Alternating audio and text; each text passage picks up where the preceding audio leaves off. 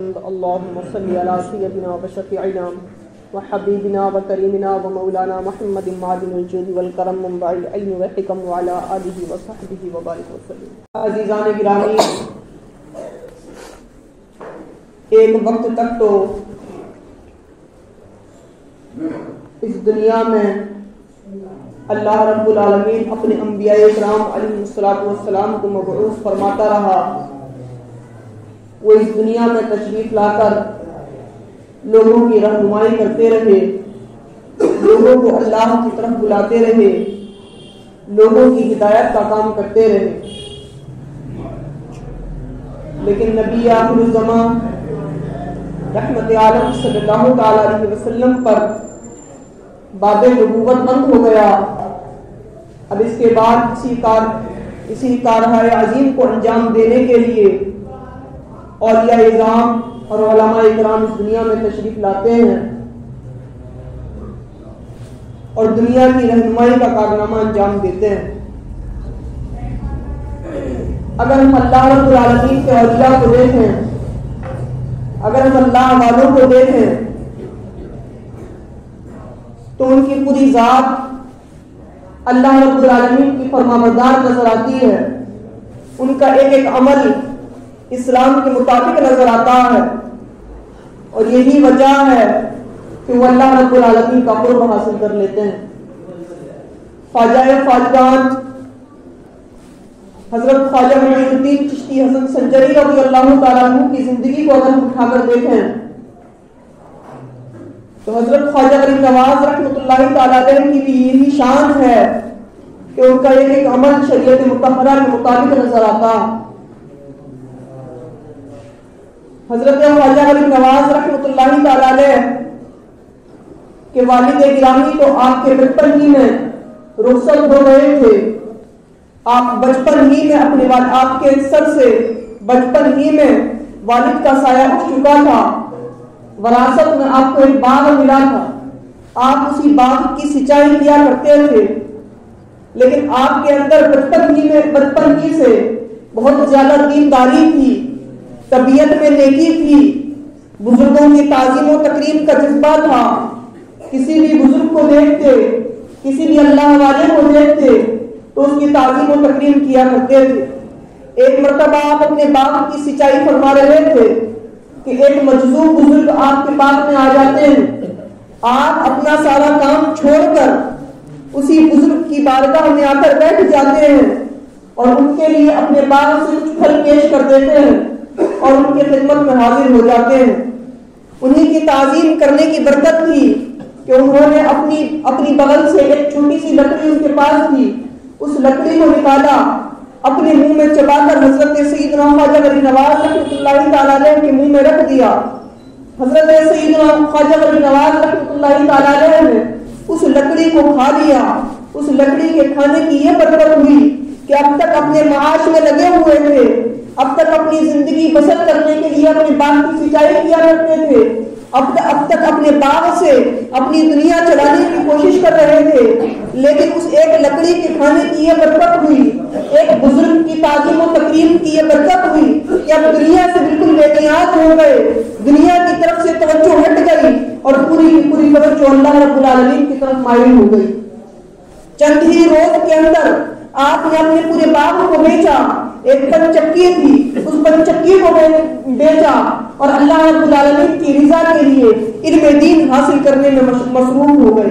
تو عزیزان گرامی، اگر یہاں پر ہم حضرت سیدنا خواجہ غریب نواز رحمۃ اللہ تعالی علیہ کو دیکھیں تو سب سے پہلا کام جو انہوں نے کیا ہے وہ یہ ہے کہ ایک بزرگ کی تعظیم و تکریم کی ہے، ایک بزرگ کا ادب کیا ہے اور اس کی برکت سے آپ دنیا سے بے توجہ ہو کر دین کی طرف مائل ہو گئے.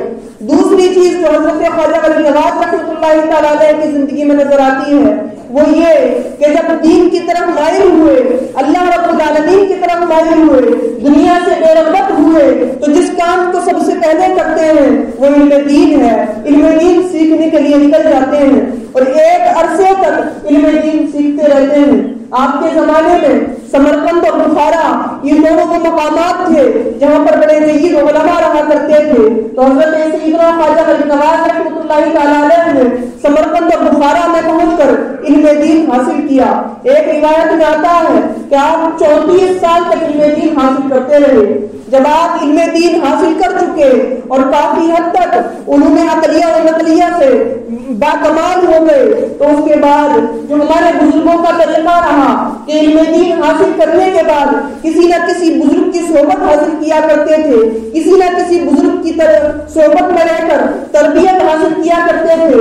تو حضرت سیدنا خواجہ غریب نواز رحمۃ اللہ تعالیٰ علیہ بھی ایک بزرگ کی تربیت حاصل کرنے کے لیے, ایک بزرگ کی صحبت میں رہنے کے لیے حضرت سیدنا خواجہ عثمان ہارونی رحمۃ اللہ تعالیٰ علیہ کی بارگاہ میں پہنچ جاتے ہیں. انہی کے دستے حق پرست پر بیعت ہو جاتے ہیں اور انہی کی خدمت میں رہنا شروع کر دیتے ہیں.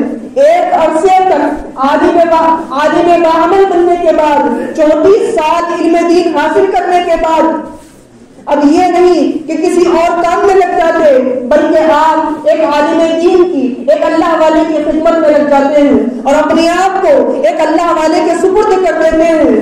اگر وہ سفر کرتے تو سفر میں حضرت خواجہ عثمان ہارونی کے ساتھ رہتے, سفر کرتے تو سفر میں حضرت خواجہ عثمان ہارونی رحمۃ اللہ تعالیٰ علیہ کا جو ساز و سامان ہوتا اس کو اپنے سر پر لاد کر چلتے. اس طریقے سے حضرت خواجہ غریب نواز رحمۃ اللہ تعالیٰ علیہ ایک عرصے تک حضرت خواجہ عثمان ہارونی رحمۃ اللہ تعالیٰ علیہ کی تربیت میں بھی رہے اور ان کی خدمت کا بھی کام انجام دیتے رہے. ادھر ایک طرف علم دین حاصل کیا, دوسری طرف ایک بزرگ کی تعلیم و تربیت کی, ان کی خدمت کی, ان کی تربیت پائی. اس کا نتیجہ کیا ہوا؟ ایک مرتبہ حضرت سیدنا خواجہ عثمان ہارونی رحمۃ اللہ تعالیٰ علیہ کے ساتھ حضرت خواجہ غریب نواز رحمۃ اللہ تعالیٰ علیہ کعبۃ اللہ کی طرف روانہ ہو جاتے ہیں.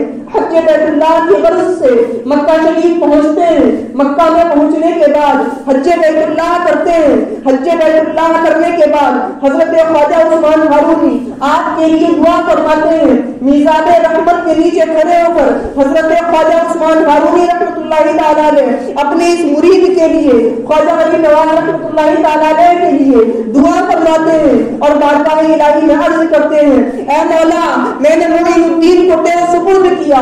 اللہ اکبر. ادھر حضرت خواجہ عثمان ہارونی رحمۃ اللہ تعالیٰ علیہ بارگاہ الہی میں عرض کرتے ہیں, مولا میں نے معین الدین کو تیرے سپرد کیا. دوسری طرف غیب سے ندا آتی ہے کہ ہم نے معین الدین کو قبول فرما لیا. اللہ اکبر. اب یہ ایک بہت بڑی مقبولیت کی بات ہے کہ زندگی میں رہتے ہوئے کسی کو اللہ رب العالمین کی جانب سے مقبولیت کی بشارت مل جائے, وہ دنیا میں موجود ہو اور اس کو قبولیت کی اللہ رب العالمین کی جانب سے سند مل جائے. تو یہ حضرت خواجہ غریب نواز رحمۃ اللہ تعالیٰ علیہ پر اللہ کا فضل و احسان تھا کہ اس نے دنیا ہی میں آپ کو یہ سند دے دی کہ معین الدین اللہ رب العالمین کی بارگاہ میں مقبول ہے. کعبۃ اللہ میں حج کرنے کے بعد حضرت خواجہ غریب نواز حضرت خواجہ عثمان ہارونی رحمۃ اللہ تعالیٰ علیہ کے ساتھ مدینہ منورہ کے سفر پر روانہ ہوتے ہیں. مدینہ منورہ میں آقا علیہ الصلوۃ والسلام کی بارگاہ میں حاضر ہوتے ہیں. حضرت خواجہ عثمان ہارونی حضرت خواجہ غریب نواز رحمۃ اللہ تعالیٰ علیہ کو حکم دیتے ہیں کہ یہاں پر آقا علیہ الصلوۃ والسلام کی بارگاہ میں سلام عرض کرو. حضرت خواجہ غریب نواز سلام عرض کرتے ہیں.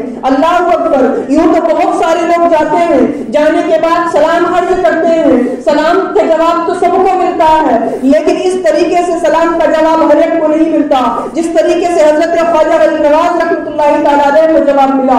حضرت خواجہ غریب نواز رحمۃ اللہ تعالیٰ علیہ جب بارگاہ رسالت میں آپ صلی اللہ علیہ وسلم میں حاضر ہونے کے بعد سلام عرض کرتے ہیں تو روضہ رسول صلی اللہ تعالیٰ علیہ وسلم سے آواز آتی ہے, علیکم السلام یا قطب الشیخ. اللہ اکبر. سلام کرنے والے تو بہت ہوتے ہیں اور یقیناً سب کو جواب بھی ملتا ہے لیکن اس طریقے سے جواب کسی کو نہیں ملتا کہ ایک طرف جواب بھی مل رہا ہے, دوسری طرف آقا علیہ الصلوۃ والسلام کی جانب سے ایک لقب بھی مل رہا ہے. آقا علیہ الصلوۃ والسلام کے روضہ رسول سے آواز آتی ہے, علیکم السلام یا قطب الشیخ, یعنی شیخوں کے قطب تم پر اللہ رب العالمین کی سلامتی ہو.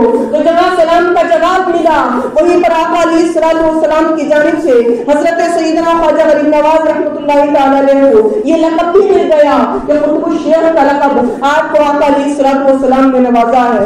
اولیاء کرام کے یوں تو بہت درجے ہیں، جن میں ایک سب سے بڑا درجہ غوثیت ہے کہ غوثیت کے مقام پر کوئی ولی فائز ہو۔ اس کے بعد جو سب سے بڑا درجہ ہے وہ قطبیت کا درجہ ہے کہ کوئی ولی اللہ کا ولی قطبیت کے مقام پر فائز ہو۔ تو حضرت سیدنا خواجہ غریب نواز رحمۃ اللہ تعالیٰ علیہ کی یہی شان ہے کہ آپ قطبیت کے مقام پر فائز تھے۔ تو عزیزان گرامی، ایک طرف آپ نے علم دین حاصل کیا، دوسری طرف ایک بزرگ کی صحبت حاصل کی، اور بزرگ کی صحبت میں اس طریقے سے رہے کہ اپنی انانیت کو مٹا دیا، اپنے آپ کو فنا کر دیا، اور پورے طور سے بزرگ کی خدمت کرتے رہے، جس کا نتیجہ یہ ملا کہ اللہ رب العالمین نے بھی آپ پر فضل فرمایا، آپ کو مقبولیت کی صنعت سے نوازا، اور دوسری طرف حضرت نبی کریم صلی اللہ تعالیٰ علیہ وسلم کی بارگاہ میں بھی آپ کو مقبولیت ملی، اور ایسی مقبولیت ملی کہ آپ کو ولایت کے مقام پر فائز کر دیا گیا۔ حضور سیدنا خواجہ غریب نواز رحمۃ اللہ تعالیٰ علیہ کو ہندوستان آنے کا حکم یہ بھی سرکار دو عالم صلی اللہ تعالیٰ علیہ وسلم کی بارگاہ ہی سے ملا تھا۔ آپ ایک مرتبہ مدینہ منورہ میں حاضر تھے، مدینہ منورہ میں جب حاضر تھے تو آقا علیہ الصلوۃ والسلام کی جانب سے حکم ہوا، اے معین الدین، تم دین کے معین ہو، تم ہندوستان جاؤ، میں نے تم کو ہندوستان کی ولایت عطا کی، وہاں پر کفر و ظلمت پھیلی ہوئی ہے، تم وہاں جا کر رہو، تمہاری برکت سے وہاں کی کفر و ظلمت دور ہوگی۔ اللہ اکبر۔ تو ایک لقب تو آقا علیہ الصلوۃ والسلام کی بارگاہ سے حضرت سیدنا خواجہ غریب نواز کو قطب الشیخ کا ملا تھا، اور دوسرا لقب حضرت سیدنا خواجہ غریب نواز کو معین الدین کا ملا، یعنی دین کا مددگار۔ یہ لقب بھی حضرت سیدنا خواجہ غریب نواز کو سرکار دو عالم صلی اللہ تعالیٰ علیہ وسلم کی طرف سے ملا تھا۔ اور دوسری چیز کہ آقا علیہ الصلوۃ والسلام نے حضرت سیدنا خواجہ غریب نواز رحمۃ اللہ تعالیٰ علیہ کو ہندوستان کی ولایت سے نواز کر ہندوستان روانہ فرمایا تھا، اور ہندوستان میں تبلیغ دین کے لیے بھیجا تھا۔